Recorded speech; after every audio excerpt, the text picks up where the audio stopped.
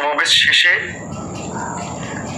10:45 দিকে আমরা আমাদের গলাচিপা শহরে আমরা ফিরব।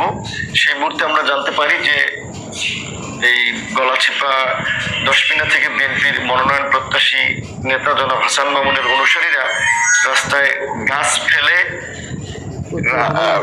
রামদা হাতে, হকিস্টিক হাতে, ইট, আপনার বুলতি এগুলো নিয়ে তারা আপনার রাস্তায় অবস্থান নিয়েছে যে আমাদের নেতাকর্মীদের উপরে হামলা করবে।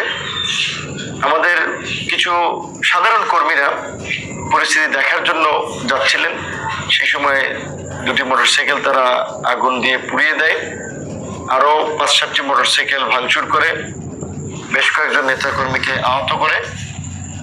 এবং ইতিমধ্যেই আমরা খবর পাই যে আমাদের এই গলাচিপা দশমিনায় প্রায় 8 থেকে 10টা অফিস তারা ভাঙচুর করে, বিভিন্ন জায়গায় আমাদের ব্যানার, ফেস্টুন সেগুলো ভাঙচুর করে।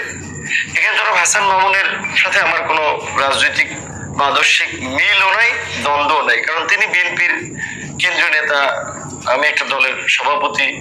মিলের জায়গায় এটুকু আছে যে আমরা গণ অধিকার পরিষদ বিএনপির সাথে ফ্যাসিবাদ বিরোধী আন্দোলন করেছি, রাজপথে লড়াই সংগ্রাম করেছি, এখনো বিভিন্ন ইস্যুতে, রাষ্ট্র সংস্কার, নির্বাচন, মৌলিক ইস্যুতে আলাপ আলোচনার মধ্যে দিয়ে একসাথে কাজ করার চেষ্টা করি জাতীয় পর্যায় থেকেও। সেখানে আঞ্চলিক পর্যায়ে জনাব হাসান মামুনের সাথে আমার ওই ধরনের কোনো রাজনৈতিক সম্পর্ক নাই। বিএনপির একটা বড় রাজনৈতিক দল, হাসান মামুন রাজনীতি করতে চাইলে, প্রোগ্রাম করতে চাইলে তার নেতা কর্মীদের নিয়ে করবেন। কিন্তু আমি যতদূর জানতে পেরেছি যে আমরা যখনই এলাকায় আসি একটা গণসংযোগ হয়, সাধারণ মানুষ এলাকার সন্তান হিসেবে তাদের যে একটা দেখার আগ্রহ, তারা আগে পত্র পত্রিকা দেখেছে, টেলিভিশনে বক্তব্য শুনেছে, একটা গণজোয়ার তৈরি হয়।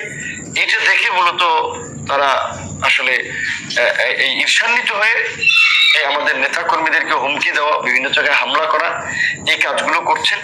বিশেষ করে আমি যখন এই জুলাইয়ের পরে আমি যখন এই পটুয়াখালীতে আসি প্রথম, সেই সময় এই গলাচিপার আমখলা থেকে আমাদের লোকেরা যাওয়ার পথে গাড়িতে হামলা করেছিল। এবং গত রোজার ঈদেও দশমিনার আলিপুরাতে আমাদের নেতাকর্মীদের খেলায় তারা সেই স্টেজ বেস্টেজ ভাঙচুর করে, এইবারের আগে এবং আসার পরে আমাদের কয়েকজন নেতাকর্মীকে মারধর করে। এবং আজকে দুপুরবেলা আমাদের নেতা কর্মী সহ আমরা যখন এই গণসংযোগে আসতেছিলাম গলাচিপাতে, তারা সেখানে একটি হামলা করতে চেয়েছিল, আমাদের লোক সংখ্যা বেশি থেকে পারে নাই। তো এখন একটা ঠুনকো অভিযোগ তুলে যে তারা আজকে এই পরিস্থিতি তৈরি করলো, এটা অত্যন্ত নিন্দনীয় ঘটনা, একটি অনাকাঙ্ক্ষিত ঘটনা। বিএনপির শীর্ষ নেতৃবৃন্দকে জানিয়েছি, দেখি তারা কি ব্যবস্থা নেয়। আর এখন তো রাত্র 12টা 52 বাজে, আমরা 10:45 থেকেই এখানে অবরুদ্ধ আছি। আমাদের এখানেও আমাদের 500-700 নেতা কর্মী সহ এলাকাবাসী 1-1,500 লোক জড়ো হয়ে গেছে।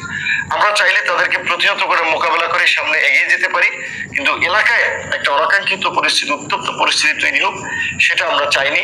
যে কারণে আমরা প্রশাসনকে সহযোগিতা করার জন্য আহ্বান জানিয়েছি। ইতিমধ্যেই পুলিশ এসেছে, সেনাবাহিনী এসেছে, তারা দেখছে পরিস্থিতি কিভাবে কি করা যায়, এবং বিএনপির নেতারাও খোঁজ খবর রাখছেন। বাকিটা দেখা যাক কি হয়।